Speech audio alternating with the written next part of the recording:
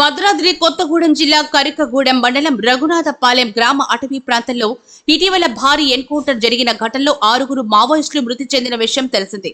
Encounter పై వివరాలు తెలుసుకునేందుకు పౌర హక్కుల సంఘం నేతలు అశ్వాపురం పోలీస్ స్టేషన్ కు వెళ్తూ ఉండగా మణుగూరు పోలీసు వారిని ముందస్తు అరెస్టు చేశారు. వివరాలు తెలుసుకునేందుకు జర్నలిస్టులు ప్రయత్నించగా పోలీసులు పోలీస్ స్టేషన్ కు తాళాలేశారు. ఈ సందర్భంగా సిఎల్సి రాష్ట్ర ఉపాధ్యక్షుడు రవి మాట్లాడుతూ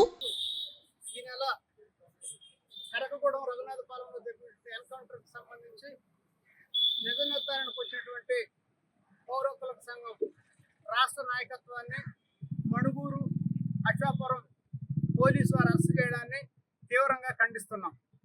ఎందుకంటే వీళ్ళు అరెస్ట్ చేసినట్టు విధానం చూస్తే ఒక దొంగలు చేసినట్టుగా ఉంది. ఎందుకంటే రాత్రి బయలుదేరినటువంటి నిజ నిర్ధారణ బృందం పౌర హక్కుల సంఘం రాష్ట్ర నాయకులు ప్రొఫెసర్ గడ్డం లక్ష్మణ్, నారాయణరావు జనరల్ సెక్రటరీ వాళ్ళనే అశోపురానికి 4 కిలోమీటర్ల దూరంలో బస్సును ఆపు చేసి వాళ్ళని డైరెక్ట్ గా కనీసం మార్నింగ్ కాలకృత్యాలు తీసుకోకుండా తీసుకొచ్చి పోలీస్ స్టేషన్ లో నిర్బంధించారు. అది మొదట 5:30 గంటలకి అరెస్ట్ జరిగింది. రెండవ అరెస్టు కరీంనగర్ నుంచి వస్తున్నటువంటి కుమారస్వామి మిగతా 5గురిని మణుగూరు బస్టాండ్ లో అరెస్ట్ చేసి తీసుకొచ్చారు 7:15కి. తర్వాత మళ్ళీ తిరుమలయ్య రాష్ట్ర సహాయ కార్యదర్శి ఇంకొక అతను రైల్వే స్టేషన్ లో ఉంటే వాళ్ళిద్దరూ కూడా పట్టుకొచ్చారు. అంటే మొత్తం 13 రాష్ట్ర నాయకత్వం మొత్తానిగా కూడా మణుగూరు అశ్వాపురం పోలీసు వారు అక్రమంగా అరెస్ట్ చేసి తీసుకురావడం జరిగింది. దీన్ని తీవ్రంగా ఖండిస్తున్నాం.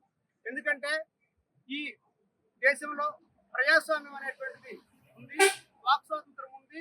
ప్రధానంగా 10 ఏళ్ల రాష్ట్ర పరిపాలన తర్వాత టిఆర్ఎస్ ప్రభుత్వం తర్వాత వచ్చినటువంటి ఈ ప్రభుత్వం కూడా 7వ గ్యారంటీగా ప్రజాస్వామ్యం 6 గ్యారంటీలతో పాటు 7వ గ్యారంటీగా ఇస్తామని చెప్పేసి ముఖ్యమంత్రి ప్రణం చేస్తున్నారు. దాన్ని కూడా తొంగలో దొక్కినట్టుగా అనిపిస్తుంది. వీళ్ళెవరుగా కూడా ఇల్లీగల్ యాక్టివిటీస్ చేసేటటువంటి కాదు, చాలా ఎడ్యుకేటర్స్, అందరూ ప్రొఫెసర్లు, లాయర్లు, టీచర్లు ఉన్నటువంటి సంఘం ఇది. అట్లాంటి సంఘ నాయకత్వాన్ని అరెస్ట్ చేసి తీసుకురావడం అనేటువంటి చాలా దుర్మార్గం. అసలు పోలే లేదు, అక్కడ పోలింగ్ కూడా ఏం జరిగిందో తెలుసుకొని ఆ తెలుసుకునేటువంటి విషయాన్ని సభ్య సమాజానికి తెలియజేయడం కోసం మేము వస్తే వాటిని హానిపోకుండా చూస్తున్నటువంటి స్థితి ఉంది. దీన్ని తీవ్రంగా ఖండిస్తున్నాం. ఎందుకంటే వాళ్ళు చేసేటువంటిది కానీ మేము ప్రధానంగా పౌర హక్కుల సంఘం గత 50 సంవత్సరాల నుంచి పేదల పక్షాన్ని పనిచేస్తూ ఉంది. ఎవరైతే నోరు లేనటువంటి జీవాలు ఎవరైతే ఉన్నారో ఆదివాసులు ఉన్నారో ఆదివాసులు గొంతుకకు ప్రతీకగా పౌర హక్కుల సంఘం ఉన్నటువంటి సంగతి మీ అందరికీ తెలిసినటువంటి విషయమే.